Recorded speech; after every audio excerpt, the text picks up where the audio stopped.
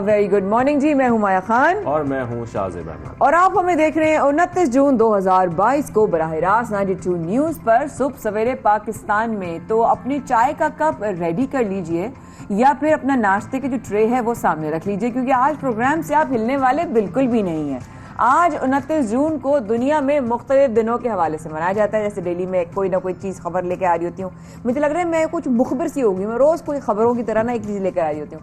आज की खबर यह है कि 29 जून को पूरी दुनिया में अलग अलग जगहों पे वर्ल्ड हग डे की भी यानी कि आप अपनी फैमिली को, अपने फ्रेंड्स को आप हग देकर इस बात का एहसास दिला सकते हैं दैट आप मेरी जिंदगी में कितने इंपॉर्टेंस रखते हैं।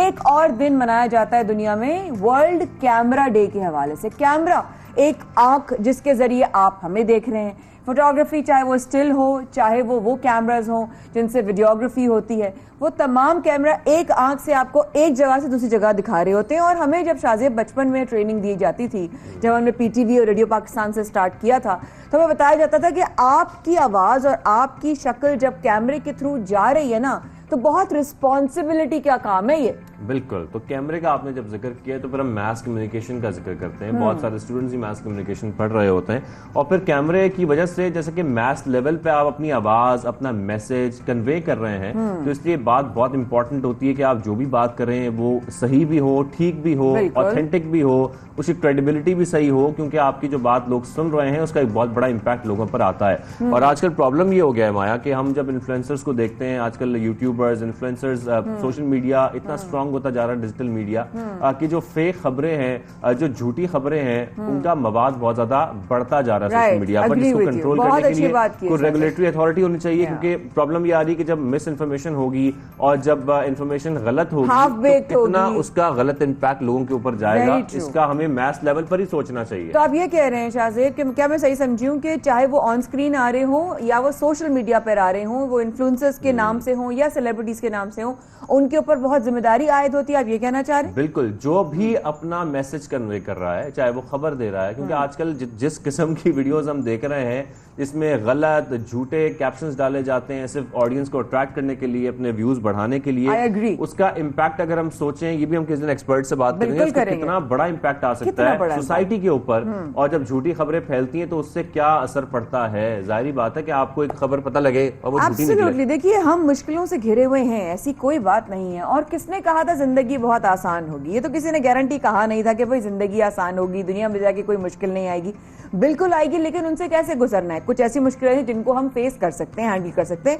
कुछ ऐसी मुश्किलें हैं जो हमारी बस से बाहर हैं, लेकिन जो हमारे बस के अंदर हैं वो क्या है? वो बसें, वो ट्रक, वो गाड़ियां, वो रक्शे, वो मोटर बाइक, वो साइकिल जो सड़कों पे चल रहे होते हैं, जिन पर इतने झटके होते हैं, जिनकी वजह गड्ढे होते हैं। वो सड़कों पर चल रहे होते हैं, उछल रहे होते हैं, चलते हुए नहीं देखा। एग्जैक्टली, क्योंकि कराची की सड़कों का तो बुरा हाल है, ना पूछिए। झूलों पर ही लोग सफर करते हैं और जब तक घर पहुंच रहे होते तो वो बिल्कुल जो है ना वो झूल चुके होते हैं और वो झूम चुके होते हैं। जब तक वो घर पहुंचते हैं या दफ्तर पहुंचते हैं, जब तक उनको आधा घंटा तो लगता है कि वो प्रॉब्लम है कि जब गाड़ियां हम सड़कों पर उछलती हुई देखते हैं, चाहे वो मोटर बाइक्स हो, गाड़ियां मुख्तलिफ किस्म की हो, या फिर ट्रक हो, बसें हो, तो फिर क्या होता है कि लोगों को जिस्म में मुख्तलिफ जगहों पर दर्द हो जाते हैं, इंजरीज हो जाती हैं और हम इसको फील नहीं करते। हम समझते हैं कि कोई बड़ी बात नहीं है, हमें इधर पेन हो गया, झटका लग गया, कोई मसला नहीं। लेकिन बहुत सारे ऐसे एजेड लोग भी होते हैं जिनको एक झटके से उनकी जो कुछ बोन्स हैं वो हिल जाती हैं। तो ये बड़ी इंपॉर्टेंट बात है कि सड़क का स्मूथ होना कितना जरूरी है। और इन खड्डों पे जब देखिए गाड़ी में तो फिर भी आपको इतना प्रॉब्लम नहीं होता, लेकिन हमारी मैसेज सफर करती है बसों में, हमारी मैसेज सफर करती है बाइक्स पे, हमारी मैसेज सफर करती है रक्षों में। जब रक्षों में वो झटके पड़ते हैं, आपकी बैक बोन का, आपकी टेल बोन का क्या हाल होता है, आपकी सोच है। तो वैसे हम सबसे पहले दिखा रहे हैं कराची वालों की कोई गुफ्तगू इस हवाले से। बिल्कुल, कराची वालों की क्या राय है इस पर? हमारी राय तो आपने सुन ली, कराची वालों की राय भी सुन ली।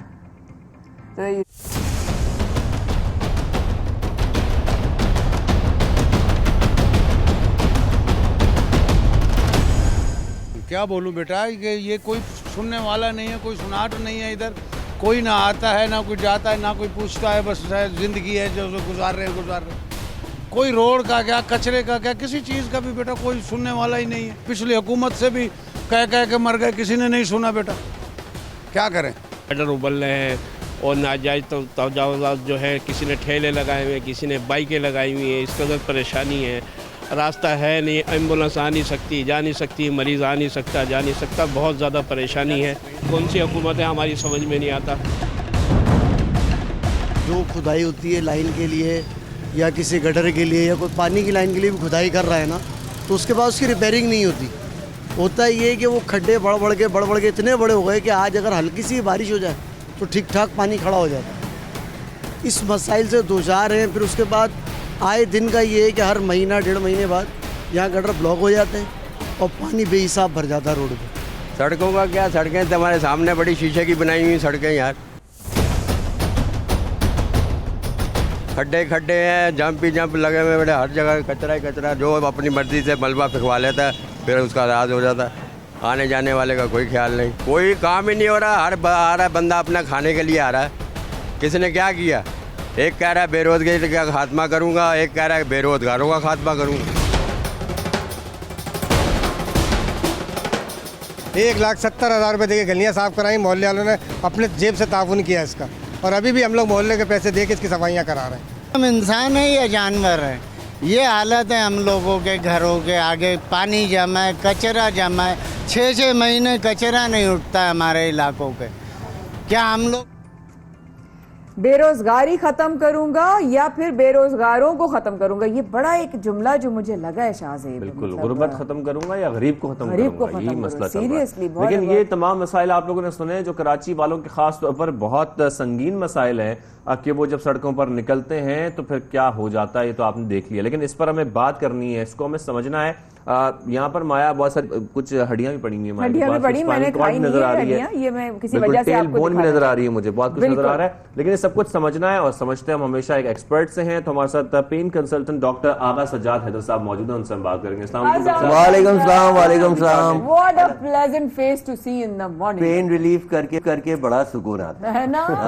क्या वाकई लग रहा है चेहरे पे आपके एक सुकून है ना, लोगों की तकलीफें जब दूर लोग करके। 2 साल के बाद बोलते हैं कि मैं कल पूरी रात सोया या अब मैं बैठ सकता हूँ, पहले मैं बैठ नहीं सकता था। तो ये जो ग्रेटिफिकेशन होती है, जो खुशी होती है, वो किसी चीज में दुनिया में नहीं मिलती है। वाह, ये जो आपने एक जबरदस्त सी चीज मुझे दी है सरप्राइज क्रिएट करने के लिए, ये क्या है? ये सीट है, ये कुशन है, ये सपोर्ट है, क्या है डॉक्टर साहब? मैं अपना ढांचा ले सकता हूँ? मैं आपका ढांचा बिल्कुल दूंगी। और ये डॉक्टर साहब का जो है बड़ा प्यारा और लाडला ढांचा है ये देखिए, इस पर टेल बोले और सब बताते जाएंगे। और आपको पेन की जरूरत पड़ेगी, ये लीजिए। बहुत शुक्रिया, यूर वेलकम जनाब। कमर का दर्द, आपका कैमरा सामने वाला है। हाँ, कमर का दर्द और अर्कुन्निसा इधर से लेके कूल्हे के नीचे तक के तमाम दर्दों का वो होता है। सियाटिका नहीं, तमाम कमर का दर्द, अर्कुन्निसा, डिस्क का दर्द, जोड़ का दर्द, मोहरे की कोने वाली हड्डी का दर्द, ठीक है, ये सब कमर के दर्द का हिस्सा है। ठीक है। दर्द किसी टेस्ट में नजर नहीं आता, किसी MRI टेस्ट में नजर नहीं आता, चेहरे, इंसान के चेहरे पे नजर आता है। हिस्ट्री और फिजिकल एग्जाम में जिस तरह से कार्डियोलॉजिस्ट की पूरी रेजिडेंसी होती है और पढ़ाया जाता है, इस तरह पेन स्पेशलिस्ट का बाकायदा FCPS या अमेरिकन डिप्लोमेट होता है, जिसमें उनको दर्द की तशखीस पढ़ाई जाती है।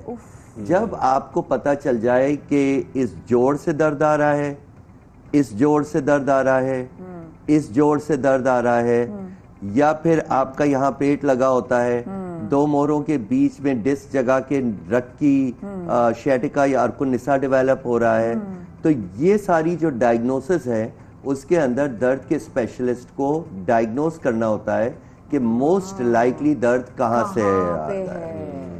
एक जो कराची में अब दर्द बहुत ज्यादा हो गया है और बहुत तकलीफ देह है, वो है कमर का नहीं, बल्कि नीचे का नहीं, बल्कि बिल्कुल नोक वाली हड्डी का, जिसको हम कहते हैं कॉक्सिकोडेनिया, यानी हड्डी की नोक जो होती है, इसका जोड़ हिल जाता है, इसका भी हिला हुआ है। तो ये हिल जाता है और जोड़ पे वरम आ जाता है, स्वेलिंग हो जाती है। इसकी खास बात ये है कि ये पेशेंट जिनको बहुत सीवियर हो, माइल्ड भी हो सकता है, लेकिन जिनको बहुत सीवियर हो वो बैठ नहीं पाते हैं मरीज अक्सर खड़े होकर हिस्ट्री बताता है और इसके अंदर इतनी तकलीफदेह होती है कि आप कहीं भी बैठ नहीं पाते। डॉक्टर साहब इसकी वजह क्या होती है, ये क्यों होता है? सबसे कॉमन कराची में मेरे ख्याल में इसकी वजह टूटी फूटी सड़कें हैं, क्योंकि आप बाइक पे जर्ट्स आ रहे हैं और वैसे खवातीन को डिलीवरी के बाद या जचकी के बाद भी होता है, रक्षों की बसों की सीट्स बहुत हार्ड होती हैं, तो इस पे जब जंप लगता है तो ये हड्डी हिल जाती है और इस पे वरम आ जाता है। और अगर उनमें कुछ वो लोग ट्रीटमेंट ना करें तो ये वरम बढ़ता जाता है, दर्द बढ़ता जाता है। अगर बहुत सिवियर हो, मतलब अब मेरे थोड़े दिन पहले 70-year-old आंटी वो स्लिप हो गई थी और वो अपने कूल्हे पे गिरी और वो इतना पूरा उनको इतना दर्द था कि वो रो रही थी लिटरली, और अल्हम्दुलिल्लाह इलाज से बहुत बेहतर है, तकरीबन दर्द चला गया है। लेकिन जिनको पहली चीज प्रिवेंशन है, बाइक वाले अपनी सीट अच्छी करें, अपने शॉक्स और अपने जो शॉक एब्जॉर्बर हैं, जो जंप्स हैं, उनको सेट करें, एक कंफर्ट लेवल करें। और ये पिलो जो है आप दिखा रही हैं जी, अब मैं इसको ले लूं जी बिल्कुल। सबसे पहले जहां वरम हो उसको रेस्ट देना होता है, सपोर्ट देनी होती नहीं आराम देना होता है। अच्छा ठीक है। तो जब आप बैठते हैं तो आपकी कोने वाली हड्डी इधर आती है, अच्छा, तो आप उस पे नहीं बैठ रहे, क्योंकि जब हम बैठते हैं पीछे होके तो हम कोने वाली हड्डी पे बैठ रहे हैं, बिल्कुल ऐसे ही तो है। ये इस तरह से इस पे रेस्ट आ जाती है। जिनको नहीं होता वो अगर ये अफोर्ड नहीं कर सकते तो बहुत 200-300 रुपए की वेस्पा की ट्यूब आती है, जिसमें अगर आप हवा भरवा लें, बहुत टाइट नहीं, दरमियानी, वो 2-3 महीने तक चलती है। उसको आप किसी अच्छे कुशन कवर में रख लें, क्योंकि अजीब सा लगता है आप हर जगह वेस्पा की ट्यूबिंग में बैठ रहे हैं, तो वो आप लेके अपनी बसेस पे और रिक्शा पे वो आप बाकायदगी से इस्तेमाल करें। जिनको ये हो जाता है उनका इलाज 80-90% दो चीजों पे मुश्तमिल है जो वो घर में कर सकते हैं। एक तो ये ट्यूब है, एक तो ये ट्यूब है, या ये कॉक्सिस कुशन कहलाता है, ये है, ये बड़ा नरमदेह होता है, ये होता है। तो इसका बता दें कि मार्केट में इजीली अवेलेबल है अगर कोई खरीदना चाहे तो? जी, मार्केट में इजीली अवेलेबल है। किस नाम से? Coccyx cushion. कॉक्सिस कुशन होता है, बहुत तरीके के आते हैं, ठीक है। एक गोल आते हैं, ये आते हैं। मुझे ये वाला स्टाइल सबसे ज्यादा पसंद आया पेशेंट्स को, क्योंकि इसके अंदर पूरी जगह ये होती है, वो अगर इधर भी हड्डी रखें तो वो पीछे आराम से होके बैठ सकते हैं, वरना कुछ बिल्कुल डोनट शेप होते हैं। मैं सिर्फ बैठ के देखूंगी अभी ब्रेक में। हाँ बिल्कुल। तो वो डोनट शेप होते हैं, तो आपको 3 महीने या 2 महीने आपको जॉइंट को रेस्ट देनी होती है। उसके बाद दूसरी दवा जो है, पहली ये दवा है, दूसरी दवा जो है आपको कीगल्स एक्सरसाइज करनी होती है, जो एक्सप्लेन करना थोड़ा मुश्किल होगा, तो मैं उसकी उर्दू और इंग्लिश में स्पेलिंग बता देता हूँ, वो आप नेट पे देख सकते हैं। जी बताएं। KEGALS या काफ ये गाम काफ ये गाफ लाम कीगल एक्सरसाइज होती है, जिससे आपका जोड़ मजबूत होता है। तो जब आपका जोड़ मजबूत होता है और आम पेन किलर्स खाने से सबसे पहले ये होता है कि मरीज ये तकलीफ बताने से हिचकिचाता है, वो किसी डॉक्टर के पास जाता है, बोलता है मुझे कमर में दर्द है, ठीक है। खवातीन स्पेशली जाके नहीं बोलती हैं कि मेरी टेल बोन में पेन है, कहती है कमर में दर्द है। तो खवातीन को पहले एक लेडी डॉक्टर से मशवरा कर देना चाहिए कि कोई और मसला तो नहीं है, ठीक है, और उसके बाद आके बोल दे मेरी नोक कमर की नीचे वाली नोक की हड्डी में दर्द, टेल बोन में दर्द है। तो हम उससे समझ जाते हैं, हमारे साथ जो फीमेल होती है उनका एग्जामिन कर लेती है, और उसके बाद हम उनको ट्रीटमेंट बता देते हैं। अगर ये 2 दवाएं ले रहे हैं 3 महीने के लिए, कुशन और कीगल एक्सरसाइज, तो और आप 5 दिन की दवाएं किसी पेन स्पेशलिस्ट से ले लो, तो 80% लोगों में 3 महीने बाद जोड़ पे वरम खत्म हो जाता है। How nice. और अगर जिनको बहुत सिवियर हो उनको एक बहुत मामूली सा सुन करके इंजेक्शन भी लगता है, जिस तरह मेरी आंटी को मैंने लगाया, क्योंकि वो तो मतलब रो रही थी, लेट भी नहीं पा रही थी, क्योंकि लेटने में भी उनकी उसको दर्द हो रहा था. लेकिन इस पूरे मामले की जो बुनियादी वजह आप भी बता रहे हैं और हम भी समझ रहे हैं वो यही है कि जब सड़कों पर निकलते हैं और जब भी ट्रैवल आप कर रहे होते हैं, क्योंकि उससे बहुत ज़्यादा जर्क्स आते हैं, चाहे आपकी गाड़ी है, मोटर बाइक है, तो आप इन कुशन्स का इस्तेमाल करें या फिर आप जितना कंफर्ट लेवल अपना बढ़ा सकते हैं बेहतर सीट्स लगाकर वो बढ़ाएं. ये हो सकता है डॉक्टर साहब, जी ओनली पॉसिबल वे. बिल्कुल ये हो सकता है. और हम लोग फ्रीक्वेंटली पेन कैंप्स भी करते हैं, क्योंकि दर्द अगर कमर में हो रहा है तो उसको डायग्नोज करना होता है. तो या तो डॉक्टर आगा सज्जाद का फेसबुक फॉलो कर लें या हर महीने तकरीबन कर रहे हैं और अपॉइंटमेंट से देखते हैं, ज्यादा रश नहीं लगती. या जो नंबर चल रहा है 0315 222 7246 उस पे आप करके सके नेक्स्ट कैंप कब लग रहा है. कोशिश हम यही करते हैं कि कैंप में हम ऐसे ही पेशेंट देखें जिस तरह हम क्लिनिक में देखते हैं. अच्छा. हर पेशेंट को 5 मिनट की फिजियोथेरेपी होती है. असल चीज होती है तशखीस करना. अगर तशखीस हो जाए तो मरीज सालों साल घूमते रहते हैं. मेरी एक पेशेंट थी जिनको बैक में पेन था और वो 6 महीने से घूम रही थी. अच्छा. और उनका कमर का MRI भी हो गया था और उनको दर्द यहाँ था. अच्छा. ये तो और बहुत ही जगह ऐसी है जहाँ कि तो वो पत्ता- कहीं कमर में दर्द कमर में है, दर्द। डॉक्टर ने MRI लिख दिया. कभी कभी डॉक्टर्स भी बिजी होते हैं, लेकिन वही वाली बात है ना कि एक दर्द का एक स्पेशलिस्ट का आप अगर दूसरे स्पेशलिस्ट को दिखाएंगे तो उसकी फील्ड नहीं है, उसका कसूर नहीं है. बिल्कुल. और अब हम society of treatment and study of pain से हम लोग सेमिनार्स पूरे पाकिस्तान में शुरू कर रहे हैं कि तशखीस किस तरह से करें जर्नल फिजिशियंस के लो बैक पेन कहाँ से आ रहा है. बिल्कुल ठीक. और पहला अभी हम लोग बस इंशाल्लाह जुलाई के एंड में साउथ सिटी में करेंगे, पिंडी, पेशावर, पूरे मुल्क में करने जा रहे हैं. Excellent, excellent. बहुत Thank you जबरदस्त. so much, Dr. Saab, for your time. Most and welcome. What a start of the morning. के ये चीजें हमारे दिल से भी बहुत करीब है और हमारी तकलीफों से भी बड़ी करीब है.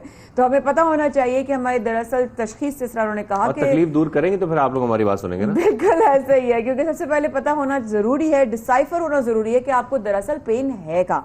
हमारे साथ डॉक्टर सजाद थे और अब हम बढ़ते हैं पेट्रोल प्राइसेस की जो नई लहर दौड़ रही है कि अब प्राइसेस क्या होंगे, अब कीमतें कहां पहुंचेंगी, अब आवाम के साथ क्या होने वाला है.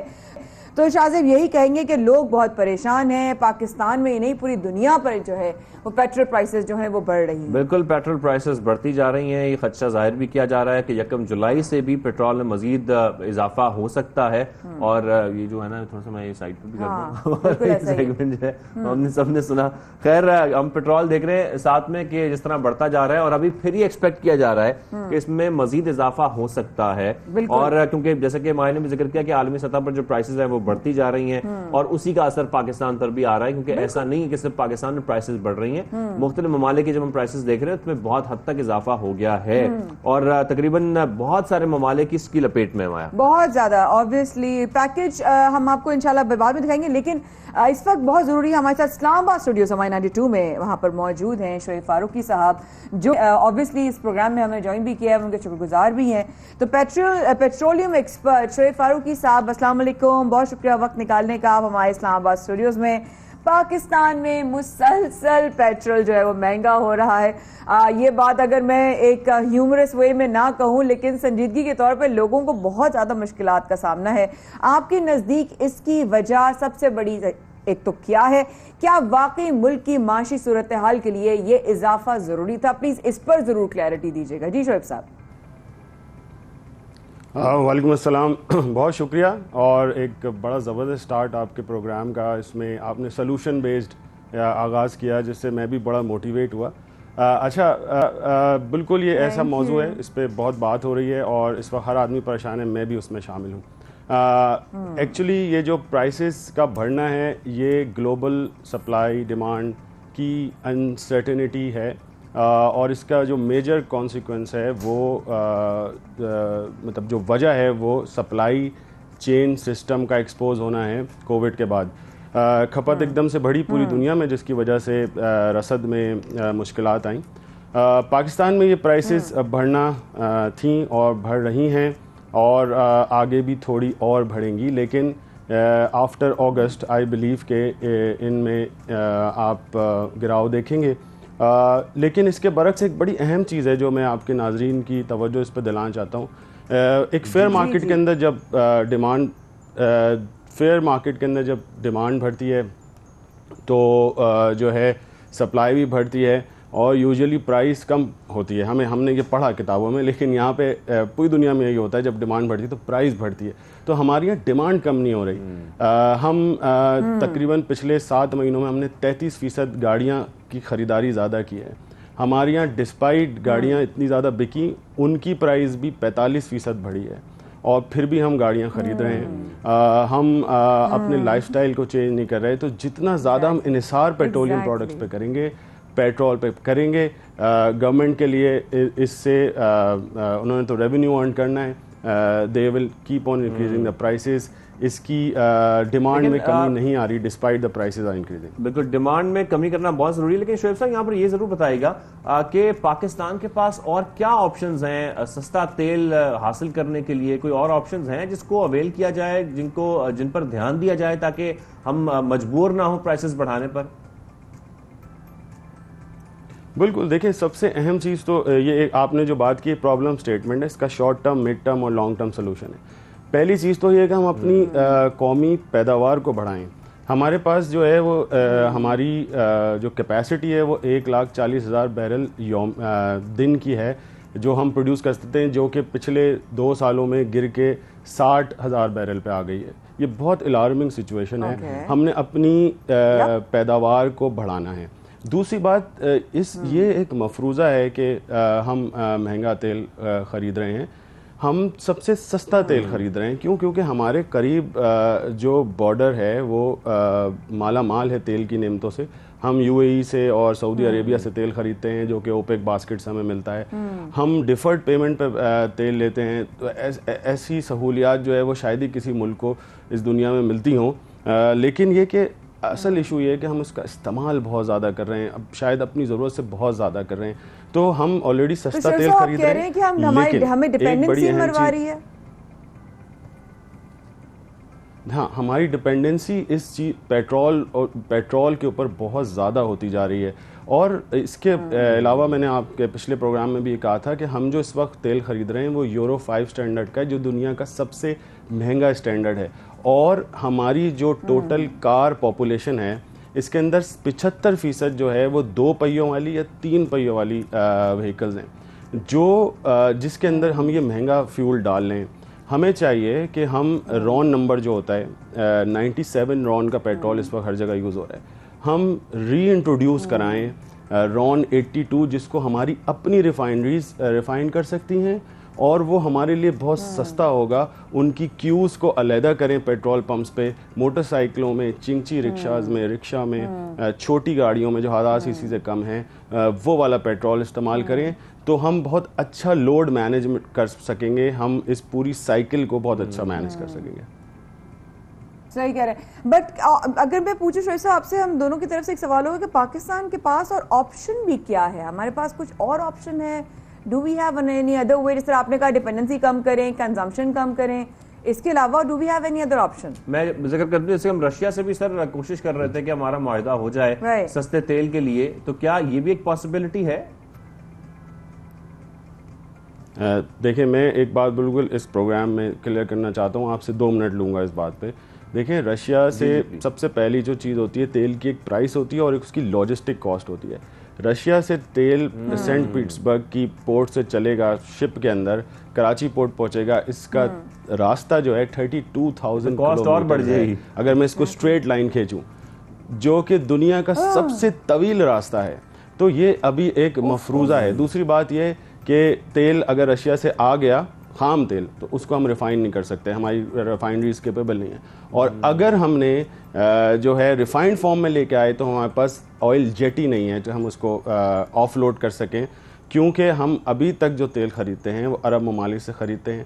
چھوٹے جہاز آتے ہیں, وہ آف لوڈ کرتے ہیں اور واپس چلے جاتے ہیں, پھر آتے ہیں, پھر آف لوڈ کرتے ہیں, چلے جاتے ہیں. اتنی دیر میں ہم اس کو اپنی پائپ لائن تھرو ریفائنریز تک لے جاتے ہیں. یہ سسٹم جو ہے 20 سال پرانا ہے. اس کو اپ لفٹ کرنے کے لیے ہمیں وار فوٹنگز پہ اگر کام کریں تو 3 سال چاہیے. تو اس وقت ہمارے پاس آپشن جو ہے دیکھیں ہم ایران سے تیل نہیں لے سکتے کیونکہ سینکشنز ہیں. ہم جو ہے اپنے بارڈر کو دیکھیں تو ہمارے پاس سب سے وائبل آپشن اس وقت اوپیک باسکٹ ہے جس سے ہم تیل لے رہے ہیں, اور ہمیں ایک سمارٹ مینجمنٹ کے تھرو اس تیل کی کنزیومرز کو ڈفرینشیٹ کر کے ان پہ لوڈ کم کرنا چاہیے. آخری بات جو میں آپ کی ناظرین کو بتانا چاہوں, ایران جی آپ بتائیں, پھر مجھے بہت امپورٹنٹ سوال کرنا ہے آپ سے. جی پلیز یہ بات میں ضرور کہوں گا. دیکھیں ایران میں انہوں نے جو دنیا کا 8واں بڑا تیل کا پروڈیوسر ہے, انہوں نے ایک فیول سبسڈائز کارڈ انٹروڈیوس کیے ہیں. یعنی جو موٹر سائیکل چلاتا ہے اس کو 1500 تومان کا کارڈ ملتا ہے سبسڈائز ریٹ پہ, یعنی 50% کم پہ وہ تیل خرید سکتا ہے. اور اگر اس کا وہ 1500 کا کارڈ ختم ہو گیا تو وہ فل پرائس پہ تیل لے گا. اسی طرح گاڑیاں, ان کو 3000 تومان کا کارڈ ملتا ہے. اگر وہ اس کو مطلب پورا یوٹیلائز کر لیں گے مہینے کے اندر, تو اس کے بعد ان کو نان سبسڈائز ریٹ پہ فیول خریدنا ہے. یہ میں اس ملک کی بات کر رہا ہوں جو 8واں بڑا پروڈیوسر ہے دنیا میں تیل کا. تو ہم جو کہ اس وقت سب سے بڑے امپورٹر بنتے جا رہے ہیں, ہمیں چاہیے کہ ہم اپنی لوڈ مینجمنٹ کو, اپنی لائف سٹائل کو چینج کریں ان حالات میں. شوئی صاحب آپ نے اس طرح سمجھایا ہے, میں شاید غلط نہیں ہوگا, اس سے پہلے آج تک یہ موضوع میں اتنے اچھی طریقے سے نہیں سمجھ سکی. یہ میرا اپنا پرسنل فیڈ بیک ہے, so thank you for that firstly. Secondly یہ کہ جس طرح ہمیں پرائسز کا خدشہ ہے کہ 300 روپے تک جا سکتا ہے, اب آپ ہی کی بات سے مجھے یہ خیال آیا کہ آپ سے سوال کروں, اگر ہم شعیب صاحب کنزمپشن کم کرتے ہیں تو کیا اس کی پرائسز کو ہم کنٹرول کر سکتے ہیں, یا اگر ہم کنزمپشن کم کرتے بھی ہیں اور اپنی جیب بچاتے بھی ہیں لیکن پرائسز وہیں کی وہیں رہیں گی, ذرا اس کو بھی ذرا سمجھا دیجیے گا. جی دیکھیں, پرائس جو اس وقت ہمیں مل رہی ہے, اگر اس کے 100 حصے کروں تو 75% حصے پہ میرا کنٹرول نہیں ہے, نہ گورنمنٹ کا کنٹرول ہے, کسی کا کنٹرول نہیں ہے. ہمارا کنٹرول صرف 25% پہ ہے. جو 75% ہے وہ ڈپینڈنٹ ہے گلوبل پرائس کے اوپر. گلوبل پرائس جو ہے وہ پچھلے تقریباً 4 مہینوں سے اوپر جا رہی ہے. ابھی ایک اس کے اندر ڈاؤن ٹرن آیا تھا, وہ صرف 1 ہفتے رہا. ابھی 15 جولائی کو صدر بائیڈن پرابلی سعودی عرب کا دورہ کر رہے ہیں, اور وہ یہ کہنے جا رہے ہیں اوپیک ممالک کو کہ وہ اپنی پیداوار کو بڑھائیں. متحدہ عرب امارات نے اس پہ سے معذرت کر لی کہ وہ اپنی میکسیمم کیپیسٹی پہ تیل پروڈیوس کر رہے ہیں. جب اوپیک باسکٹ میں تیل زیادہ آ جائے گا, جو کہ آئے گا اگلے مہینے سے, تو عالمی سطح پہ پرائسز کم ہوں گی, ہمیں تیل سستا ملے گا, اور جولائی کے اینڈ سے آپ اس کا امپیکٹ, یا اگست کے مڈ سے اس کا امپیکٹ دیکھنا شروع کریں گے. اور اگر ایک جھٹکا ہمیں اور لینا ہے اس وقت تو یہی وہ ٹائم ہے. اسکولوں کی چھٹیاں ہیں, کالجز یونیورسٹیز بھی چھٹیاں ہیں, سمر بریکس ہیں, روڈ پہ ٹریفک اتنا نہیں ہے جتنا صبح ہوتا ہے. ایک بات میں آپ کے ناظرین کو بتانا چاہوں کہ ہم تقریباً $0.5 بلین کا فیول ٹریفک کنجیشن میں بہا دیتے ہیں. تو اس وقت ہمارے لیے یہ بڑا اہم وقت ہے, اس میں ہم یہ ہیوی جولٹس لے لیں, لیکن انشاءاللہ آنے والا وقت بہتر ہوگا. انشاءاللہ. Thank you very much Shoaib Farooqui صاحب, آپ نے بڑا اچھا ایکسپلین بھی کیا, ساتھ تجزیہ بھی کیا کہ اس وقت کیا صورتحال ہے, کرنٹ سینیریو کیا ہے, اور آنے والا وقت پاکستان کے لیے کیسا ہے, اور عالمی سطح پر کیا ہونے والا ہے. Thank you very much for joining us. یہاں پر چھوٹی سی بریک لیتے ہیں, بریک کے واپس آتے ہیں, کچھ مزید سیگمنٹس ہیں جو پروگرام میں شامل کرنے باقی ہیں ابھی.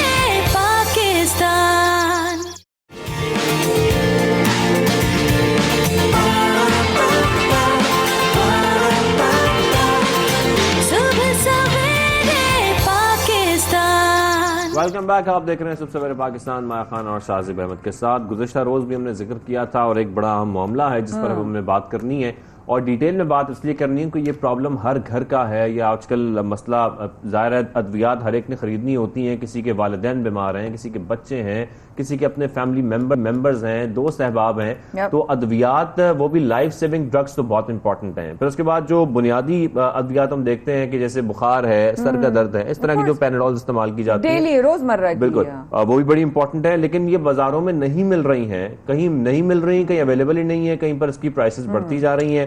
मार्केट से कुछ गायब हो गई हैं। फिर हमने जिक्र किया था ज़हनी तनाव का, फिर जोड़ों के दर्द का, कैंसर अभी की जो हमने किया अद्वियात। सेगमेंट बिल्कुल। देखिए ना, अब आप स्ट्रेस में जाएंगे, सफर में जाएंगे, सर में दर्द होगा, जिस्म में दर्द होगा, बुखार होगा, जो बेसिक दवाएं जो आजकल पाकिस्तान में तकरीबन हर आम आदमी को चाहिए होती हैं, वही दवाएं नहीं। और कल शाहजेब ने और मैंने आपसे फैक्ट्स एंड फिगर्स और भी कुछ सबसे शेयर किए इंपॉर्टेंट थे। बात, जो फेफड़ों का इन्फेक्शन है कोविड के बाद से हमने देखा कि इसके पेशेंट्स में बेहद इजाफा इजाफा हुआ है। हो गया, आपको agreed। बहुत सारे पेशेंट्स अब मिलते हैं जो कि फेफड़ों के इन्फेक्शन में मुब्तला हैं और इसी की अद्वियात मार्केट में अवेलेबल नहीं है, वो भी मार्केट से गायब है। लेकिन ये क्यों गायब हैं और क्या वजूहात हैं कि 40 से ज्यादा अद्वियात की किल्लत का मरीजों को सामना है इस वक्त मार्केट में? पेशेंट्स को कितना प्रॉब्लम हो रहा होगा, उनको जाकर वो दवाएं जो वो लेने जाते हैं और जो कोर्स उनका चल रहा है उनको लेना है, कंटिन्यू करना है, या नई दवाएं लेनी है, तो उनको तो मुश्किलात का सामना होगा।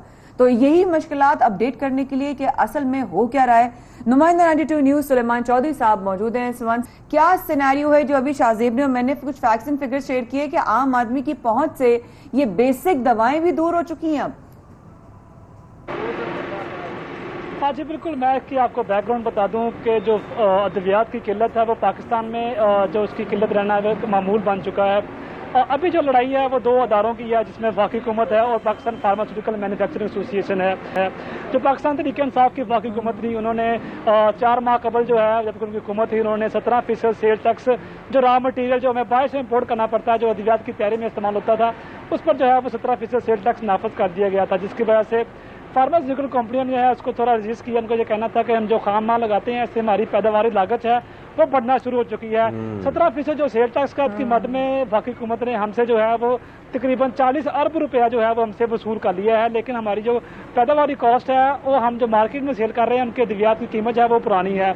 इस लड़ाई में जब देखा गया है कि उन्होंने जो खाम माल तकरीबन 3 माह कबल मंगवाया था, उसके बाद उन्होंने खाम माल मंगवाना बंद कर दिया था। उनको ये कहना था कि जो महंगा खाम माल हम नहीं मंगवा रहे क्योंकि हमें कॉस्ट जो पड़ रही है वो हमारी जो सेल है उसमें हमें मुनाफा कोई नहीं हो रहा, जिसकी वजह से हमें देखने में आ रहा है कि बहुत सी ऐसी अद्वियात जो हैं तो मार्केट से शॉर्ट हो चुकी हैं।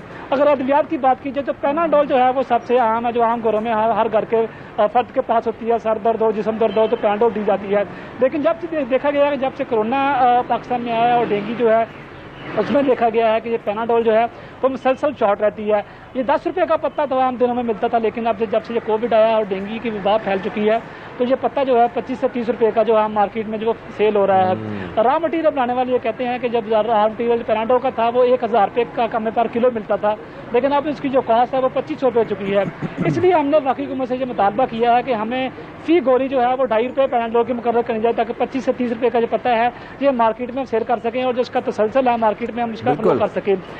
फार्मास्यूटिकल कंपनी और जो वफाकी हुकूमत के दरमियान जो चतुर्थ चल रही थी, जो लड़ाई चल रही थी, और वो तकरीबन 6 माह हो चुके हैं, जिसकी वजह से जो मार्केट में अद्वियात है वो छोड़ हो चुकी है। मार्केट 6 माह हो चुके हैं, ये लड़ाई झगड़े चल रहे हैं और खाम माल महंगा हुआ, टैक्स लगा, लेकिन क्या जो कुछ भी हुआ। सुलेमान, आपका तो बहुत शुक्रिया, आपने बड़ा डिटेल में हमें समझाया पूरा मामला। लेकिन जो ये पूरा मामला है उसकी वजह से जो इसका नुकसान पहुंच रहा है वो सिर्फ मरीजों को पहुंच रहा है जिन्होंने अद्वियात खरीदनी है।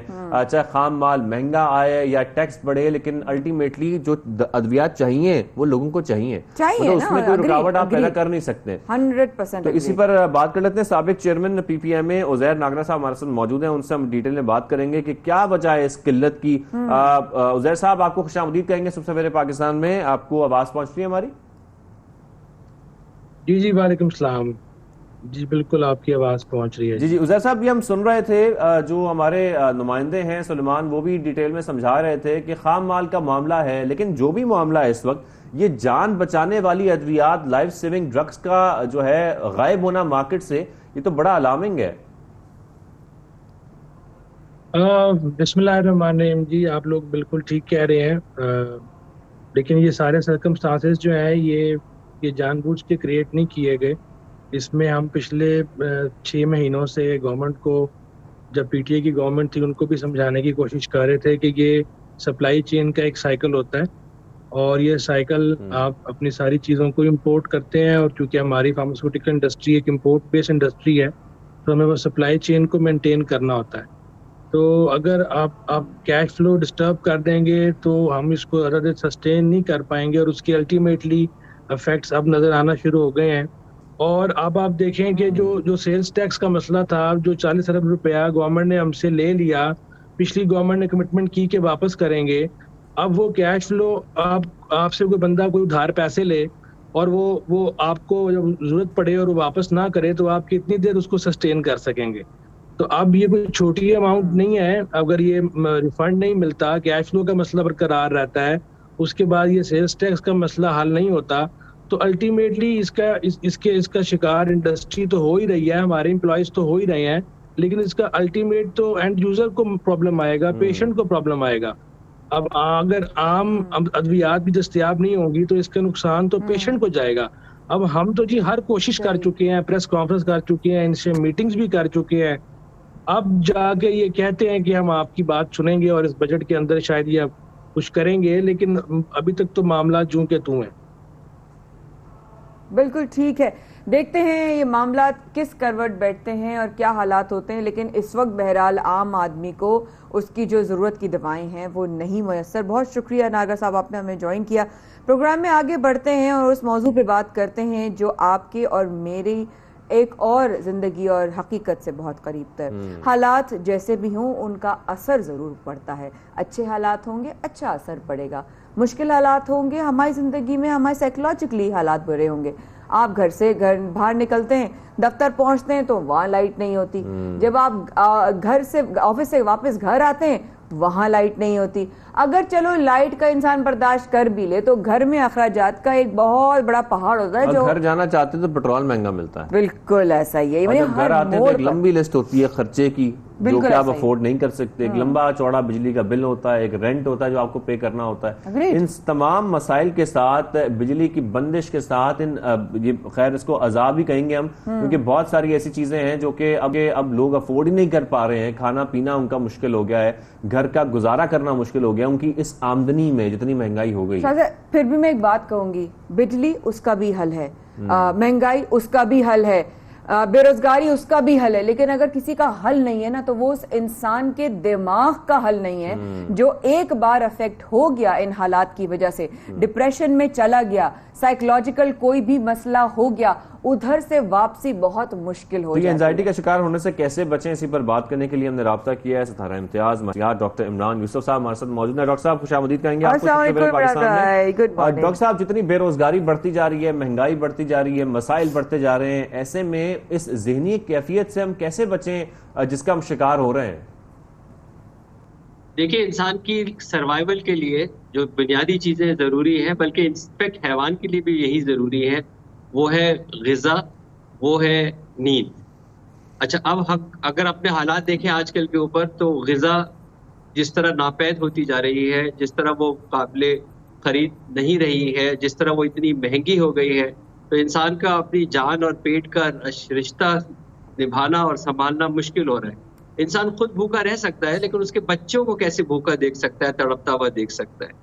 اسی طرح نیند چاہیے. ہماری زندگی کا 1/3 حصہ نیند کے اوپر منحصر ہے. نیند ایسا ہی ہے بیٹا جیسے آپ کا موبائل فون کو چارج نہ کیا جائے, اس کو چلانے کی کوشش کی جائے.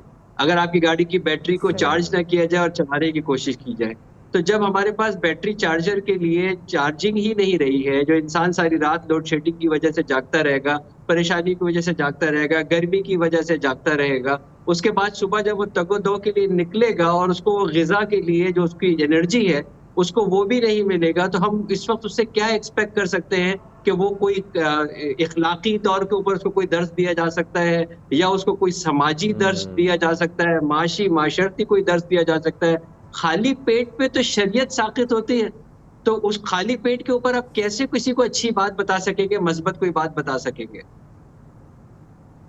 بالکل صحیح ہے سر یہی حالات تو پھر ہم دیکھ رہے ہیں کہ اس سے لوگ انزائٹی کا شکار ہو رہے ہیں. ایگریسو بیہیویئر جو چینجز آ رہے ہیں لوگوں کے اندر, ایگریشن بہت بڑھتا جا رہا ہے. آپ سمجھتے ہیں بنیادی وجہ پھر یہی بے روزگاری, یہی مہنگائی ہے, بے بسی ہے بیسکلی. جو ویسے دیکھیں مسلمان جو ہے وہ 16 گھنٹے کا 18 گھنٹے کا روزہ رکھتا ہے, لیکن اس کو یہ پتا ہے کہ مغرب کے وقت روزہ کھل جائے گا. اس کو پتا ہے مغرب کے وقت اللہ تبارک و تعالیٰ کے احسانات ہوں گے, نعمتیں ہوں گی, میں روزہ کھول لوں گا. لیکن جب یہاں پر یہ آدمی کو بات سمجھ میں نہ آئے کہ شام کو کون سا دھماکہ ہوگا, شام کو کون سی چیز مہنگی ہوگی, شام کو کون سی چیز ناپید ہوگی, شام کو مجھے کام پہ رکھا جائے گا یہ نہیں رکھا جائے گا, کل میں اپنے کام پہ جا سکوں گا یہ نہیں جا سکوں گا. آپ کو اچھی طرح پتا ہوگا, اسٹیٹسٹکس میں بتاتا ہوں, میں جو ڈیتھ ہوئی ہے وہ کرونا میں انگزائٹی اور فیئر کی وجہ سے زیادہ ڈیتھ ہوئی ہے, ڈیزیز سے اتنی ڈیتھ نہیں ہوئی ہے, کیونکہ پتہ ہی نہیں تھا کہ کرونا کیا چیز ہوتی ہے. وہ انگزائٹی لے کے مار گیا لوگوں کو. یعنی کہ لوگوں کے اوپر جو ذہنی دباؤ ہو رہا ہے, ہم یہ سمجھ سکتے ہیں عمران بھائی کہ اس تمام ہیلپ لیسنس, آپ نے وہ بڑی مین چیزیں جو آپ کا غذا, آپ کی نیند, آپ بے بس ہیں, اپنی لائف کو بہتر نہیں کر سکتے, وہ انگزائٹی لوگوں کو افیکٹ کر رہی ہے. کیا کریں عمران بھائی کہ آج کے وقت میں انسان کسی طرح سے کوئی تو دیکھیں, there has to be a silver lining here Imran بھائی, کہ ان سچویشن میں جہاں ہر طرف سے اس کو اٹیکس ہو رہے ہیں, میں کہوں گی ایسے کہ اس کے اوپر ہر چیز پر اس کے اوپر حملہ کیا جا رہا ہے, ایسے وہ اپنی پروٹیکشن کیسے کر سکتا ہے؟ دیکھیے اجتماعی طور کے اوپر تو کچھ نہیں ہونے والا, حکومت کی طرف سے کچھ نہیں ہونے والا, نہ ان کے پاس ریسورسز ہیں, نہ معذرت کے ساتھ ان کے پاس اسکلز ہیں. اور میں کسی کی ول کے اوپر, کسی کی نیک نیتی کے اوپر دعویٰ جو ہے وہ نہیں کر رہا, شبہ نہیں کر رہا, لیکن مجھے لگتا ہے کہ وہاں پہ اسکلز کا شدید فقدان ہے, اور ریسورسز آپ کو اچھی طرح معلوم ہے ہمارے پاس پیسے ہی نہیں ہے. میری تو بات یہ سمجھ میں نہیں آتی کہ اس غریب آدمی کو آپ جا کے کیسے سمجھائیں گے کہ صبر کرو, جس کے اوپر $150 ارب کا قرضہ چڑھ گیا, جس میں اس پہ بھی خرچ نہیں ہوا. جب اس بیچارے میں کچھ خرچ ہی نہیں ہوا تو پھر کیسے جا کے اس کو اس بات کی کوئی پرواہ نہیں ہے قرضہ ملک کے اوپر کتنا, اس کو اپنے مسائل پورے کرنے. ڈاکٹر صاحب تھینک یو ویری مچ, آپ نے ہمیں جوائن کیا. وقت کی تھوڑی کمی بھی ہے, یہاں پہ تھوڑی سی بریک بھی لینی ہے, پھر واپس بھی آنا ہے, اور بھی بہت ساری چیزیں سے بات کرنی ہے.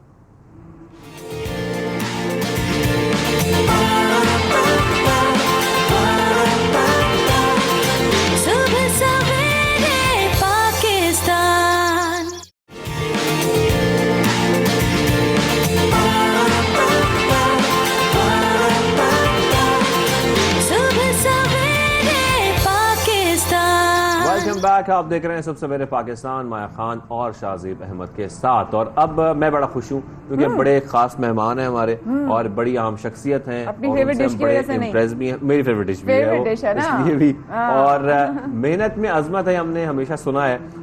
وہ محنت کرنے سے گھبراتے نہیں ہیں جن کا ہم سن رہے ہیں, ہر مشکل کا سامنا کرتے ہیں, زندگی میں آگے بڑھتے جا رہے ہیں اور حل نکالنے کی کوشش کرتے ہیں.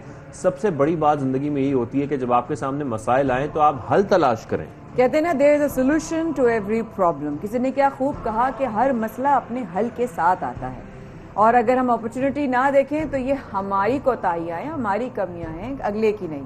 تو ان حالات میں بھی جہاں لوگ سروائیو کرنے کی کوشش کر رہے ہیں, کچھ لوگ چنتے ہیں شکایت کرنا اور کچھ لوگ چنتے ہیں اس کا حل نکالنا. تو کراچی کے اشفاق حیدر صاحب جو کہ 65 برس کے ہیں, انہوں نے حل نکالا, اور اتنا اچھا حل نکالا کہ وہ دال چاول گاڑی پر رکھ کر فروخت کر رہے ہیں. لوگوں کو بڑے پسند آ رہے ہیں, آج کل سوشل میڈیا پر وائرل بھی کافی ہو رہے ہیں, لوگ ان کو دیکھ بھی رہے ہیں, پسند بھی کر رہے ہیں, اور میرے خیال میں ٹیسٹ بھی بڑا مزیدار ہے. میں سوچ رہا ہوں کہ جا کے ہم ٹرائی کریں. انہوں نے بہت سارے آئٹمز رکھے تھے, لیکن اب ان کی کالی چنے والی جو چاٹ ہے اور دال چاول بہت ہی آئٹم ہیں بھائی, واہ زبردست. اور دال چاول تو ویسے ہمیں بہت پسند ہے, تو دال چاول تو نہ ہوئے تو نہیں ہوئے, تو کیا ہوا, بنانے والا تو یہاں موجود ہے. لیکن جو انٹرسٹنگ بات ہے وہ یہ ہے, وہ جلدی سے آپ کو بتا دوں کہ وہ ایم اے اکنامکس بھی ہیں اور associate engineer of air conditioning اور ریٹائرڈ بینک مینیجر بھی ہیں. آپ سے ملاقات کرواتے ہیں اشفاق حیدر صاحب کی. السلام علیکم, کیسے ہیں آپ؟ ٹھیک ٹھاک ہیں, خیریت سے ہیں؟ سو تھینک یو ویری مچ, آپ نے ہمیں جوائن کیا ہے, ویلکم. اور بڑا اچھا لگ رہا ہے آپ سے ملاقات کر کے. آپ کی سٹوری بڑی انسپائرنگ ہے, تو پہلے تو ہم جاننا چاہتے ہیں کہ آڈینس سننا چاہ رہی ہے آپ کی کہانی. جی میری سٹوری ایسی ہے سر کہ میں یہ کہہ سکتا ہوں کہ میری جو پیدائش ہوئی ہے وہ سونے کا چمچم منہ میں لے کے پیدا ہوئی. اس کے بعد زندگی میں بڑے نشیب و فراز آتے رہے. میں ڈھاکہ میں پیدا ہوا تھا 1958, 18 اکتوبر 1958. یہ دن ایوب صاحب کا ماشاء اللہ لگا تھا. یہ میری ڈیٹ آف برتھ ہے فکس. اور وہاں پہ میرے والد صاحب چیٹاگانگ کے اندر اصفہانی جوٹ مل کے جی ایم تھے. اس وقت میری پیدائش 2000 گز کے بنگلے میں تھی. 2 گاڑیاں تھیں. اس زمانے میں کسی کے گھر میں فریج ہونا ایک بڑی بات ہے, بہت بڑی بات ہے. 2000 گز کا بنگلہ بہت بڑی بات. تو بس اس کے بعد پھر آپ کو پتا 71 کا ایک سانحہ آیا, آپ لوگوں کو سب کا پتا ہے کہ جس سے ہم 2 لخت ہو گئے. بالکل بالکل. میرے والد صاحب جو ہیں پریزنر آف وار ہو گئے تھے, اور میں یہاں پہ اپنے گھر کا سب سے بڑا تھا. تو میرے اوپر کافی ذمہ داری تھی, اور اس وقت میری ایج صرف 12 سال تھی. That time I was only 12 years. تو بہرحال میں نے بجری بھی اٹھائی, کھڈے بھی کھودے, اور اپنی تعلیم کو جاری رکھا. 12 साल की उम्र में आप सपोर्ट भी कर रहे थे? यानी कि मैंने अपने बहन भाइयों को सपोर्ट किया। We are 6 person, 3 brothers and 3 sisters. अच्छा, हमारे जैसे। और एक मेरी मम्मी थी और वालिद साहब वहाँ थे। तो मैंने जो है, मैंने कहा बजाय इसके कि मैं इधर उधर से हेल्प करूँ, हालांकि हमारे बहुत सारे अजीज ऐसे थे जो छुट्टियों के दिन गुजारने के लिए ईस्ट पाकिस्तान आते थे हमारे पास, मतलब हमारी गाड़ियों में घूमना फिरना कर।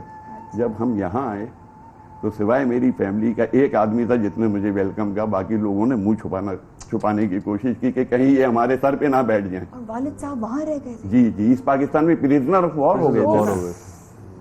तो फिर वो काठमांडू गया, इधर उधर, बहुत एक लंबी कहानी, अगर उसको डिस्कस करें तो बहुत लंबी कहानी हो जाएगी।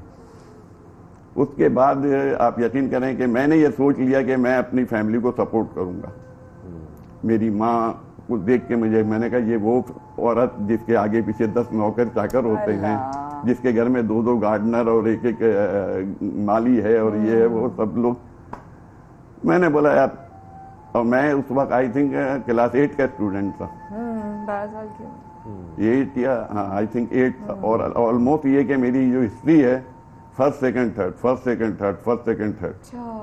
अब तक। हाँ, और ईस्ट पाकिस्तान में मैं सम्प्लाइसेट हाई स्कूल चिटागोंग में कुछ अर्सा रहा, यानी कि आई थिंक 2-3 साल रहा। ठीक है। उसके बाद ये कुछ सानेहात वगैरह ऐसे आए तो वालिद साहब ने हम लोगों को यहाँ शिफ्ट कर दिया कि आप लोग जाएं, क्योंकि लेबर उनको बता रही थी कि हालात बहुत बिगड़ने वाले हैं। अब वालिद साहब इसलिए नहीं आ सके कि जनरल मैनेजर थे, तमाम जिम्मेदारियां उनके ऊपर थी, तो कहने लगे मैं इस तरह कैसे छोड़ के फैक्ट्री चला जाऊं। 21,000 लेबर को लीड करते थे वो। 21,000, 7,000 एक शिफ्ट में लेबर होती थी। 21,000 लोगों को। अच्छा, लेकिन फिर आप पढ़ते रहे, आगे बढ़ते रहे और आपने MA इकोनॉमिक्स किया? जी जी, मैं इसी हालत में आप यकीन करेंगे कि मैंने मैट्रिक का इम्तिहान दिया।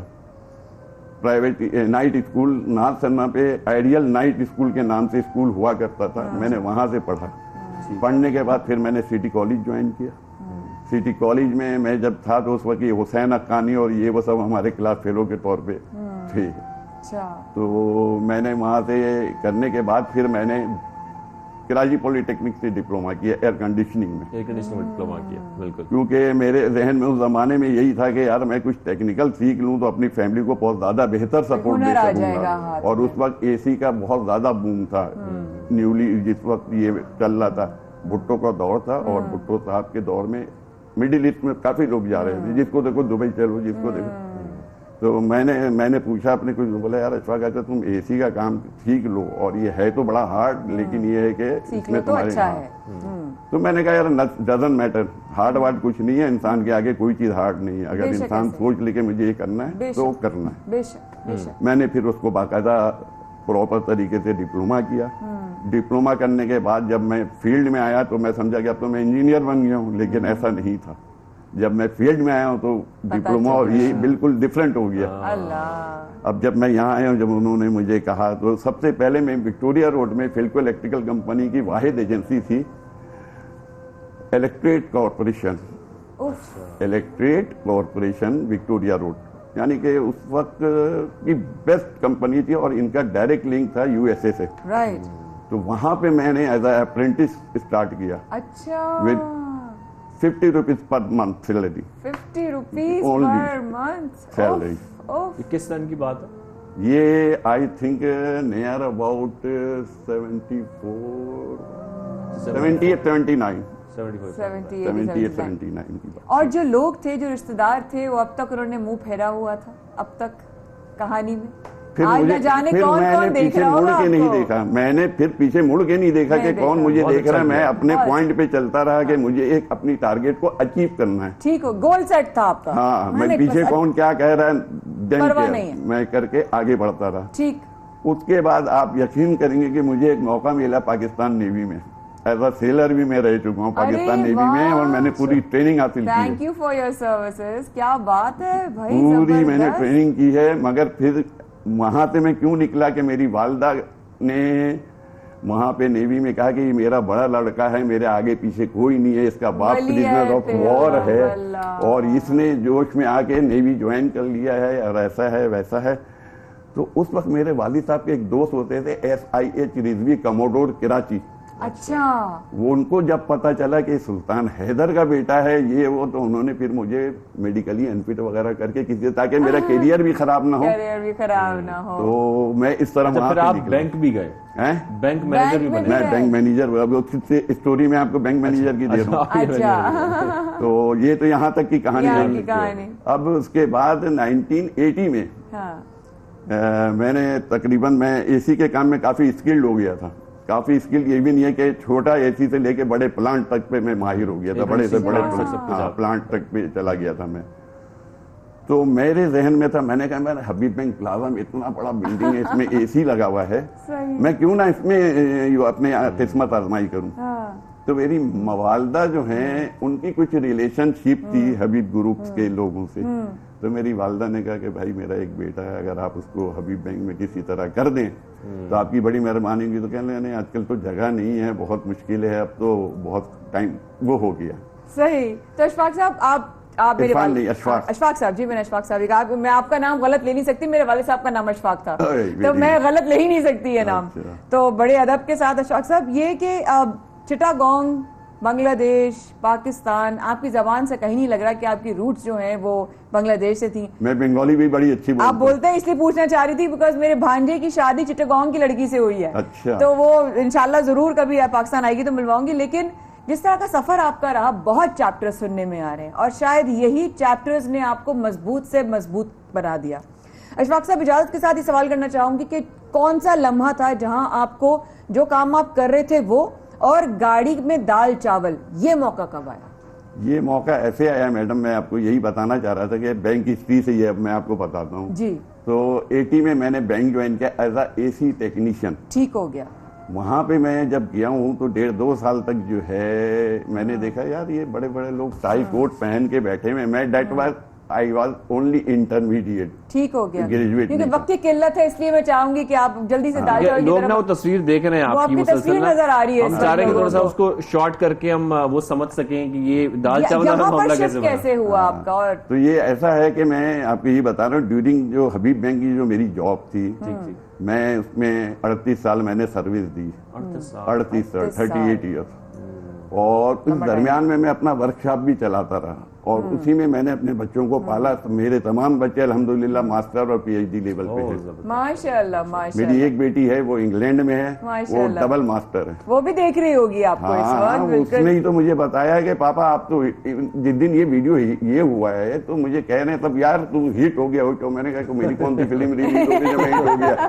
कहने का इतनी जल्दी तो अमिताभ भी हिट नहीं हुआ था, तू हिट हो गया। क्या बात है। तो दाल चावल आपने बनाए थे घर में, किसी और ने बनाए? राज क्या है दाल चावल? दाल चावल का राज ये है सर के मैं बता रहा हूँ ना, AC का काम करता था तो मेरे अपने मामलात बड़े अच्छे चल रहे थे। बिल्कुल। उसके बाद लास्ट ईयर जो है मुझे 2 दफा हीट स्ट्रोक हुआ, जो कराची का टेम्परेचर बहुत ज्यादा बढ़ता जा रहा था। बिल्कुल बिल्कुल। और मैं 38 ईयर्स आप AC के माहौल में बैठने वाला बंदा बर्दाश्त नहीं कर पाया, वो बर्दाश्त नहीं कर पा रहा था। अब कारीगर जो थे उनको भेजता था तो वो उल्टे सीधे काम करके आते थे, नाम मेरा बदनाम होता था, कहता था यार अशफाक साहब की सर्विसेज इतनी अच्छी, अब इनके पास मालूम होता है कि। तो मैंने बोला यार मैं अपने नाम को खराब नहीं करना चाहता, मैंने उसको स्टॉप किया। अभी भी इतने फोन आते हैं कि प्लीज प्लीज प्लीज, मैंने कहा सॉरी, मैंने तो ऐसे ही हाथ जोड़ता, मैंने कहा यार इस काम को मैंने वाइंड अप कर दिया बिल्कुल। उसके बाद मैं सोचता रहा कि यार मुझे कुछ करना है, कुछ करना है, जिंदगी भर किया तो अब भी कुछ करना है। फिर मैंने गाड़ी, मेरे पास हाई रूफ थी, मैंने कहा यार इस गाड़ी को यूटिलाइज किया जाए। वाह।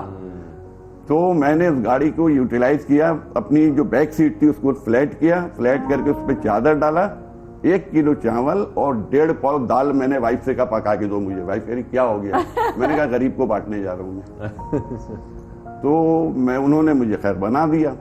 बनाने के बाद मैं अबुल हसन इस्फहानी पैराडाइज पे, बिल्कुल बिल्कुल, वहां पे लेके खड़ा हो गया, उसी को लेके ठीक हो गया। अब वहां पे आए तो लोगों ने देखा, कुछ लोगों ने खाया 1-2, उसके बाद फिर कुछ देखा कि 2-4 लोग और आ गए। मुश्किल से मेरा ख्याल है आई थिंक 10-12 प्लेट मेरे पास होगी टोटल। तो उसमें से 4-5 प्लेट बच गया।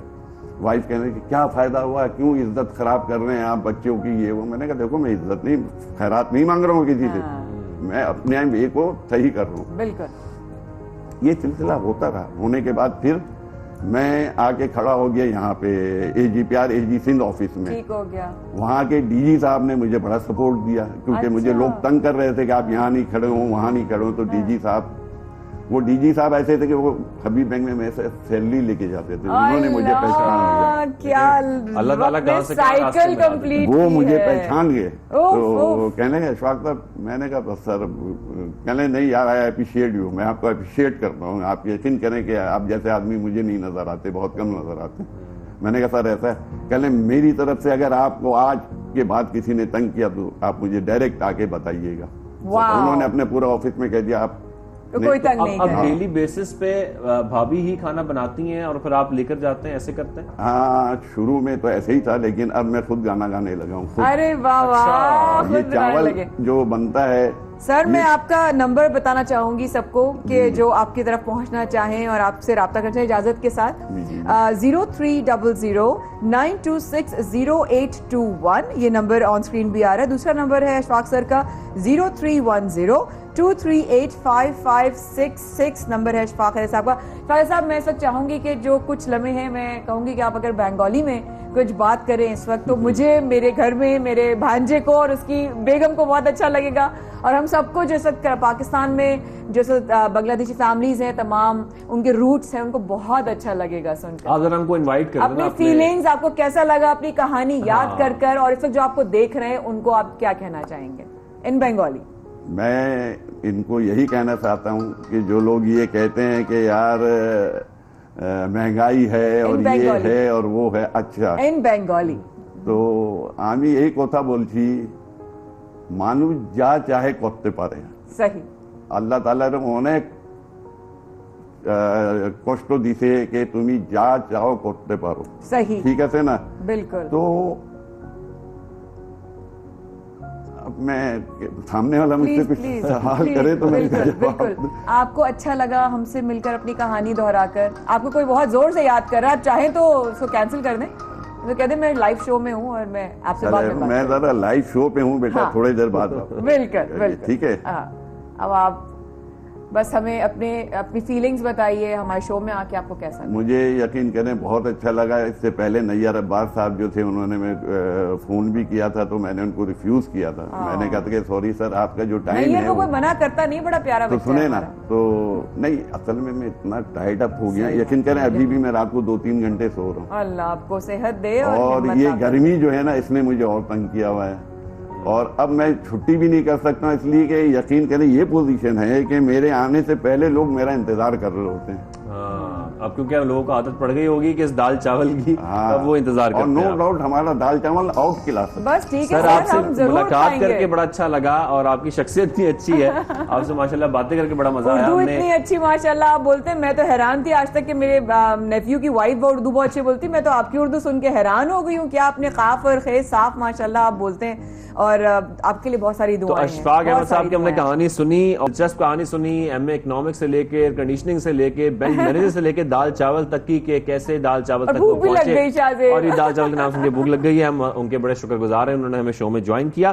خیر سٹوریز ایک کچھ اور بھی ہیں جو ہمیں پروگرام میں شامل کرنی ہے, اور ایک ہم آپ ذکر کر رہے تھے ایک اسٹوڈنٹ کے حوالے سے انہوں نے ایک اپلیکیشن تیار کی. بالکل ایسا ہی. یہ اپلیکیشن کیا ہے, بہت پہلے ایک آئیڈیا شاہزیب نے, ہم ٹیم میں بیٹھے ہوئے تھے, شاہزیب نے کہا کہ بھائی باہر ملکوں میں نا جب اس طرح مہنگائی بڑھتی ہے نا تو کوئی ایک گاڑی چلا لے تو وہ نا ایک دوسرے کے ساتھ لوگ ایک ساتھ 2-4 لوگ مل کر بیٹھ کر جا سکتے ہیں.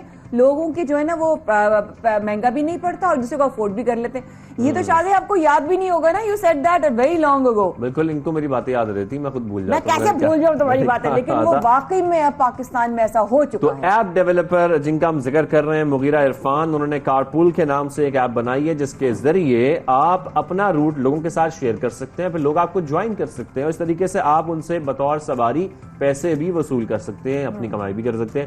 تو یہ بڑی اچھی ایپلیکیشن ہے جو لوگوں کو یہ سہولت دے رہی ہے, اور ایسے دور میں مایا جب اتنی مہنگائی ہے کہ لوگ بڑے مجبور ہو چکے ہیں کہ ہمیں کوئی ایسا راستہ مل جائے, تو اس میں ان کی بھی ہیلپ ہوگی کہ جو اس روٹ پر جا رہے ہیں آلریڈی, اور ان کی بھی ہیلپ ہو جائے گی جو ان کے ساتھ منسلک ہو جائیں گے بعد میں. ہمارے 92 کے اسلام آباد اسٹوڈیوز میں ہے نا. بالکل, تو ہم ان سے ملاقات کروائیں مغیرہ عرفان صاحب. بالکل جی, السلام علیکم. کیا آپ کو ہماری آواز آ رہی ہے؟ ویل ڈن جی, ویل ڈن, زبردست ایپ بنا دی ہے, اس میں تو بڑا فائدہ ہوگا. کیسے ہیں آپ؟ وعلیکم السلام جی, مجھے آپ کی آواز آ رہی ہے. کیا حال آپ کا, خیریت سے ہیں؟ بالकुल ठीक ठाक. और आपकी ऐप के बारे में सुन के हम और अच्छे हो गए. कैसी जा रही है ऐप, कैसा रहा फीडबैक, अब तक कितना टाइम हो चुका है? जी मुगीरा. जी हमारी ऐप लास्ट वीक हमारा इनिशियल रिलीज़ थी जिसमें हमने टेस्टिंग की थी without marketing and without marketing सिर्फ वर्ड ऑफ माउथ से हमारा within a week 100 user हो गया था जिन्होंने हमारी ऐप टेस्ट की थी एंड हमें फीडबैक वगैरह दिया था कि कैसी ऐप चल रही है. एंड हमने परसों रिलीज़ की है ऐप मंडे को officially and with in a day हमारा सुबह तक 5200 यूज़र एक्टिव ऐप पे आ गया है. which we were expecting कि हमें अच्छा ये फंक्शन कैसे करती है, थोड़ा सा एक्सप्लेन कीजिएगा. कारपूल एप्लीकेशन है क्या? अगर मैं इंस्टॉल करूंगा अपने फोन पे तो उसमें क्या क्या ऑप्शंस होंगी मेरे पास? बेसिकली चलिए लेट्स टेक अ सिनेरियो. जिस तरह आप रोज़ाना सुबह अपने घर से ऑफिस आते हैं राइट एंड आप अपनी गाड़ी पे अकेले आते हैं एंड आपके पास 4 लोगों की जगह है, मैक्सिमम 3 लोगों की जगह है अपने साथ. सो आप अपने रास्ते पे देखते हैं कि कितने लोग हैं जो कि उसी रास्ते पे जाना चाहते हैं, वेट कर रहे हैं किसी बस का, उनको बस नहीं मिल रही होती है, लाइक वो वेट कर रहे हैं किसी चीज़ का कि जो ले जाए. जी बेसिकली आप अपना पोस्ट कर देते हैं और हमारा एल्गोरिदम जो है ऐप का वो आपको उन लोगों से कनेक्ट कर देता है जो कि उस राउट पे जाना चाह रहे हैं आपके साथ.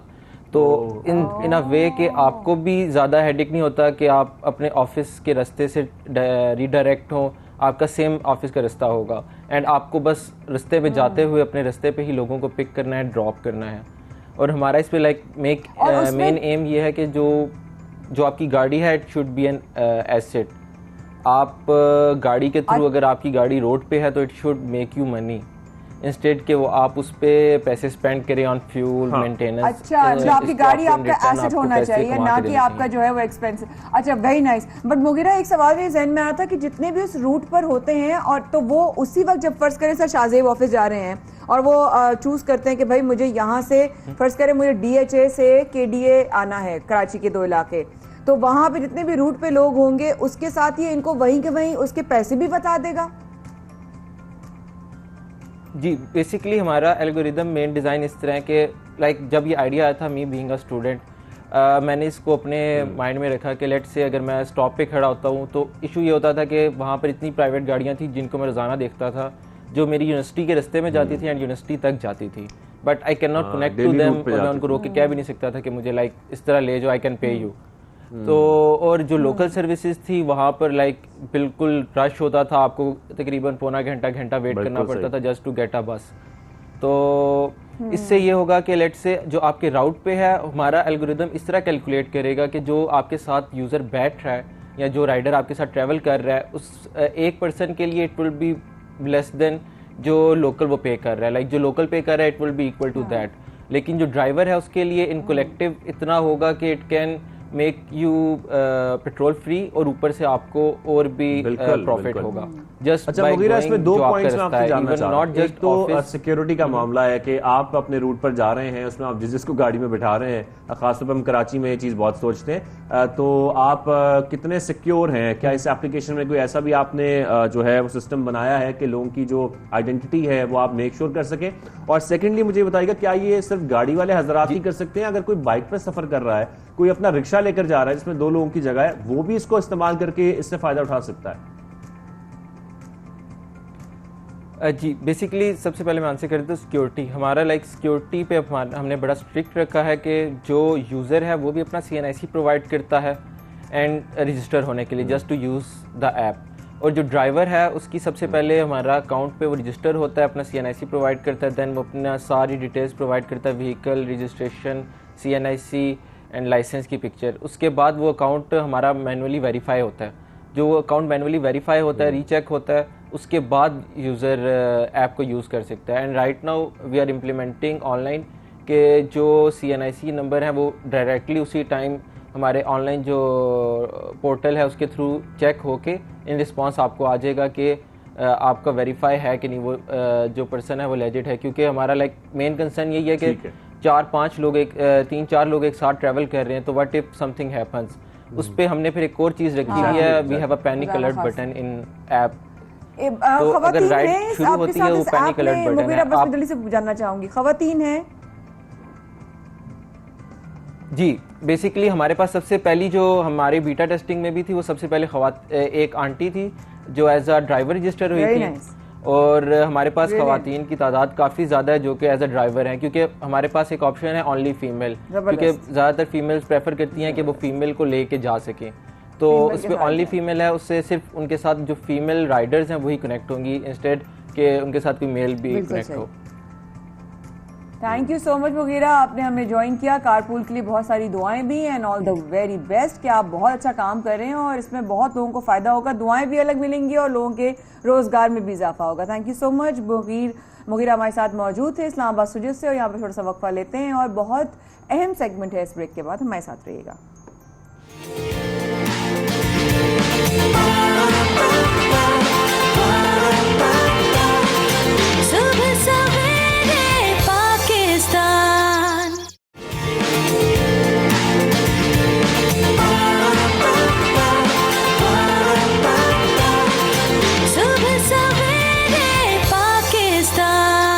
पाकिस्तान में शाहजेब और माया के साथ एक बार फिर साथ बनाए रखने के लिए बेहद शुक्रिया। आप हमें बराह रास्त जो देख रहे हैं उसमें आपको मैंने थोड़ी देर पहले भी बताया था शाहजेब में मैंने कि अब बहुत अहम जो है वो सेगमेंट आने वाला है, और वो क्या है शाहजेब कि अगर हम गलत नहीं होगा कहना कि अगर आज के वक्त में जहां हम शेयर कर रहे हैं कि जी महंगाई बढ़ रही है, लोग मजबूर हैं, लोग जो है वो जॉबलेस होते जा रहे हैं, ऐसे वक्तों में सुन्नत इब्राहिमी कितना मुश्किल हो गया। बिल्कुल कितना मुश्किल हो गया, इसीलिए हम देख रहे हैं कि अब मुल्क भर में एक रुझान बहुत बढ़ता जा रहा है जो कि इज्तिमाई कुर्बानी का है। अब मुख्तलिफ तंजीमों के साथ, मदारिस के साथ, मसाजिद के साथ, इवन प्राइवेटली भी लोग बहुत सारे लोगों के साथ मुंसलिक हो जाते हैं और इज्तिमाई कुर्बानी का एहतमाम किया जाता है। लेकिन इज्तिमाई कुर्बानी का एहतमाम करने के लिए क्या एहतियात बरतनी चाहिए, क्या अहकामात दिए गए हैं, आज इस पर हमें बात करनी है। बिल्कुल ऐसा ही है। लाहौर स्टूडियोज में आज हमें हमारे साथ शामिल हुए हैं और उन्हें वक्त निकाला है अल्लामा अशफाक मदनी साहब ने। बहुत शुक्रिया अशफाक साहब, आपने जो है वो अल्लामा साहब आपने वक्त निकाला और प्रोग्राम में आप आए। आप लाहौर स्टूडियोज में हमारे मौजूद हैं इस वक्त। हज़रत, बहुत सारे सवालात हैं इज्तिमाई कुर्बानी की वजह से। ऑब्वियसली हम समझ सकते हैं कि महंगाई बहुत है, आम आदमी की पहुंच से दूर है, लेकिन सुन्नत इब्राहिमी करने के लिए सुन्नत इब्राहिमी को समझना बहुत ज़रूरी है कि आया अगर हमें इज्तिमाई कुर्बानी में शामिल होना है तो कैसे और क्या क्या एहतियात होनी चाहिए। जी अल्लामा साहब। बिस्मिल्लाहिर्रहमानिर्रहीम। आज की ये गुफ्तगू हर उस शख्स के लिए ज़रूरी है जो इज्तिमाई कुर्बानी में शिरकत कर रहा है या इज्तिमाई कुर्बानी का इंतज़ाम संभाले हुए है। ये बात याद रखनी चाहिए कि इज्तिमाई कुर्बानी ये एक सहूलत भी है और इस वक्त की ज़रूरत भी है।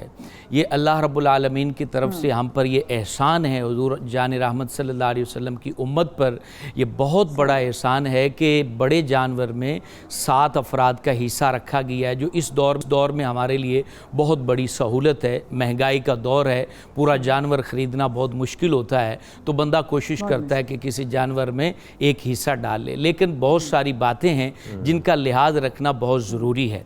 जो शख्स इज्तिमाई कुर्बानी में शिरकत कर रहा है उसके लिए ज़रूरी है कि ऐसे इदारे, ऐसे मदरसे या ऐसे इलाके में वो अपनी कुर्बानी, इज्तिमाई कुर्बानी करे जो लोग ईमानदार हों, एहतियात बरतने वाले हों और जिनको इल्म भी हो। वरना ऐसा होगा कि आप पैसे ऐसे अफराद को दे दें जिनको इल्म ही नहीं है कि कुर्बानी की क्या क्या एहतियातें हैं, तो वो आपका पैसा ज़ाया हो जाएगा। अब जो लोग कुर्बानी कर रहे हैं उनके लिए बहुत सारी बातें जो मद्देनज़र रखनी ज़रूरी होती हैं। पहली बात, जो कुर्बानी कर रहे हैं उनके लिए ज़रूरी है कि वो ये बिज़नेस नहीं कर रहे हैं बल्कि लोगों की खिदमत कर रहे हैं। अब जब आप बिज़नेस नहीं कर रहे हैं, बतौर वकील इज्तिमाई कुर्बानी कर रहे हैं, तो आपके लिए बहुत ज़रूरी होगा कि आप जिनसे पैसे वसूल कर रहे हैं वो सारे पैसे आपके पास बतौर अमानत हैं। जितने का जानवर आपने ख़रीदा है आप उन लोगों को बताएंगे कि इतने का जानवर हमने ख़रीदा है, अब ये रकम बची है, इसको वो चाहें तो आपके इदारे को वक्फ़ कर दें, गिफ्ट कर दें, और चाहें तो वो वापस ले लें।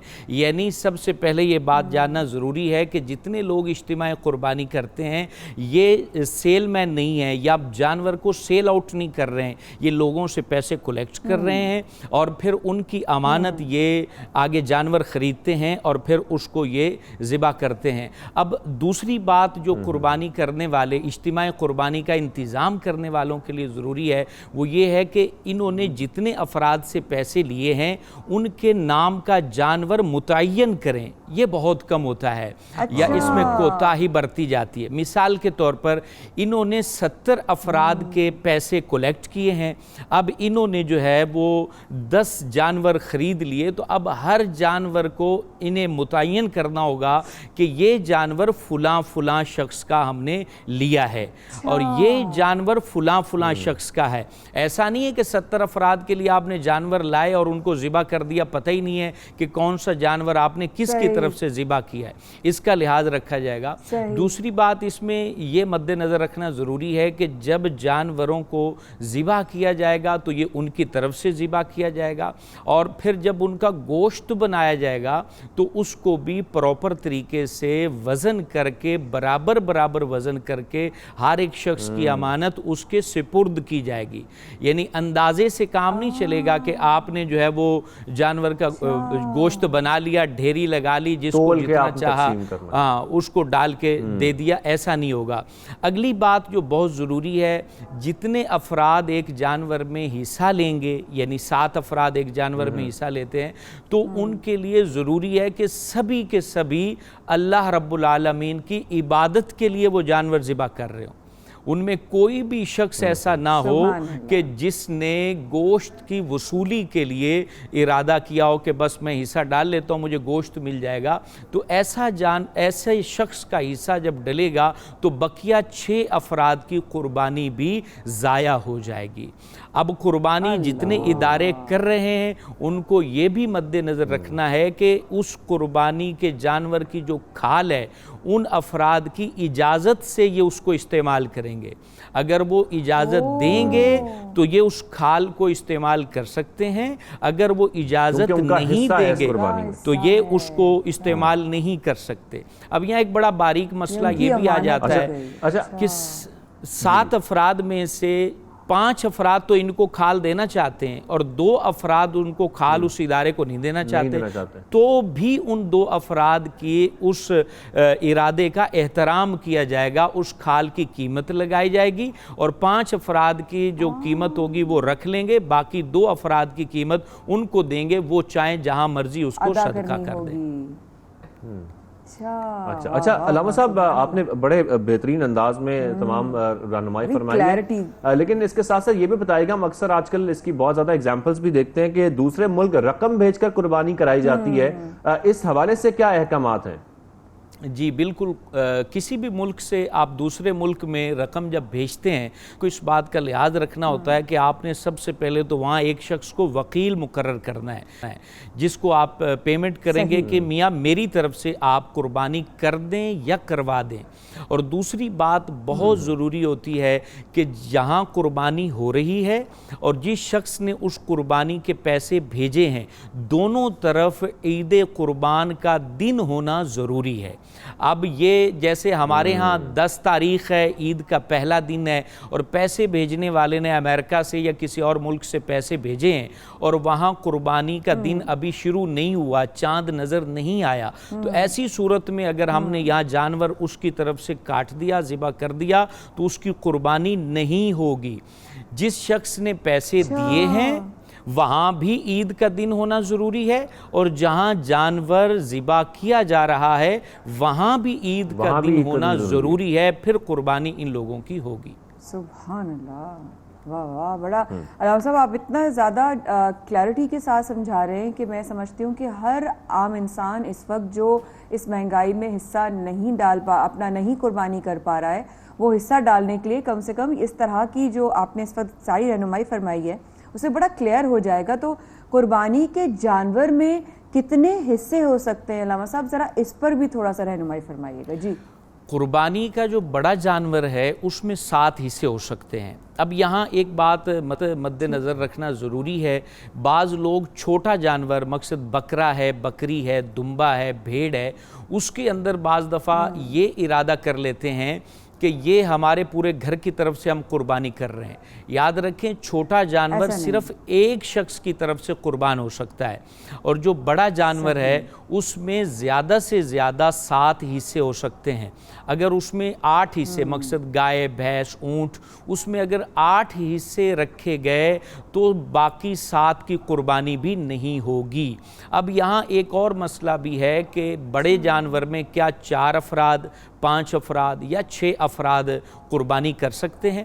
جی ہاں, بڑے جانور میں 7 سے کم افراد اگر حصہ ڈالیں گے تو ان کی قربانی ہو جائے گی, لیکن ان کو اس بات کا لحاظ رکھنا ہوگا ہر شخص کا حصہ 7ویں حصے سے کم نہ ہو. مثال کے طور پر اس کو میں سمجھاتا ہوں کہ ایک جانور 70,000 کا لیا ہے تو اس کا 7واں حصہ 10,000 بنتا ہے. اب وہ ہیں تو اس میں 5 افراد, لیکن ایک شخص نے اس میں 5,000 حصہ ڈالا ہے تو وہ 7ویں حصے سے کم ہے, ایسی قربانی نہیں ہوگی. 7 سے جتنے کم افراد ہوں وہ سارے کے سارے ان کا حصہ 7ویں حصے سے زیادہ ہو یا کم از کم 7واں حصہ ہو تو پھر اس میں آپ قربانی سارے افراد کر سکتے ہیں اور یہ قربانی ہو جائے گی. اچھا علامہ صاحب, اس کے ساتھ ساتھ یہ ضرور بتائیے گا, کوشش کی جاتی ہے, کچھ لوگ جو ہیں وہ جانور خود پالتے ہیں اور کچھ کئی مہینے پالنے کے بعد ان کی قربانی کی جاتی ہے. کچھ لوگ جو ہیں وہ آخری رات عید سے 1 دن پہلے جو ہیں وہ جانور خرید کر لا رہے ہوتے ہیں. ایک تو اس حوالے سے رہنمائی فرمائے گا. دوسری بات یہ کہ اکثر لوگ کوئی جانور پالا ہوا ہوتا ہے اور کئی ماہ پالا ہوتا ہے, لیکن اس کے باوجود وہ کسی وجہ سے ارادہ کر لیتے ہیں کہ ہمیں جانور تبدیل کرنے کی ضرورت ہے, یا وہ تبدیل کر لیتے ہیں. تو اس حوالے سے کیا احکامات ہیں؟ یہ آپ نے بہت اہم سوال کیا ہے, کیونکہ یہ مسئلہ عموماً لوگوں کو درپیش ہوتا ہے. یاد رکھیں جانور جو قربانی کا پالا جاتا ہے وہ 3 قسم کا ہوتا ہے. یا تو کسی شخص نے منت مانی ہوتی ہے کہ میں یہ جانور, میرا یہ کام ہو جائے تو میں اس کو ذبح کروں گا قربانی کے دنوں میں. دوسرا کوئی غریب شخص ہوتا ہے اور اس نے جانور خرید لیا ہوتا ہے اور اس کے اوپر قربانی واجب نہیں ہے, لیکن اس نے خود ہی جانور خرید کر یہ کہہ دیا کہ یہ میں قربانی پر اس جانور کو ذبح کروں گا, اپنے طور پر اپنے ذمے اس نے لے لی ہے. اور تیسرا نارمل جو لوگ جن کے اوپر قربانی واجب ہوتی ہے. یاد رکھیں تینوں کا حکم الگ الگ ہے. جو شخص امیر ہیں, صاحب نصاب ہیں, وہ جانور پال لیں تو جانور قربانی کے دنوں میں بدل بھی سکتے ہیں. البتہ بدلتے ہوئے ان کے لیے یہ بات ضروری ہے کہ جو جانور بدلیں وہ اس سے قیمت میں اعلیٰ ہو, یعنی اس سے قیمت میں بہتر ہو, وہ خوبصورتی میں بھی بہتر ہو, قیمت میں بھی بہتر ہو. وہ بدل سکتے ہیں, ان کے لیے کوئی حرج نہیں ہے, کیونکہ ان سے مطالبہ اسلام کا قربانی ہے. وہ خاص جانور ان سے مطالبہ نہیں ہے, وہ اس نے پال رکھا ہے یا نہیں پال رکھا ہے. دوسرا وہ شخص جس نے منت مانی ہے کہ یہ جانور جو میں نے پال رکھا ہے اس کو میں قربانی کے دنوں میں قربان کروں گا, تو اس کے لیے لازم ہے کہ اسی جانور کو قربان کرے. تیسرا وہ شخص جو غریب شخص ہے, وہ جانور جب لے لیتا ہے تو ظاہر سی بات ہے اس سے تو دوسرا جانور وہ لے ہی نہیں سکتا, غریب آدمی ہے, تو وہ اسی جانور کو ذبح کرے گا جس کو اس نے پال رکھا ہے. البتہ قربانی کا جانور پالنا بھی عبادت ہے اور اس کو اپنے پاس رکھنا بھی ثواب ہے. سبحان اللہ, سبحان اللہ, سبحان اللہ, سبحان اللہ. علامہ اشفاق مدنی صاحب آج ہمارے ساتھ ہماری رہنمائی فرما رہے تھے اجتماعی قربانی کے حوالے سے. لاہور اسٹوڈیو سے آپ نے ہمیں جوائن کیا تھا. بہت شکریہ علامہ صاحب آپ کے وقت کا. پوری امید کرتے ہیں کہ آج کی اس نشست کے بعد لوگوں کو رہنمائی ہوئی ہوگی, کیسے وہ اپنا حصہ ڈال سکتے ہیں, کیسے وہ قربانی کر سکتے ہیں, کس جانور کے کتنے حصے وہ حاصل کر سکتے ہیں. بہت شکریہ آپ کے وقت کا.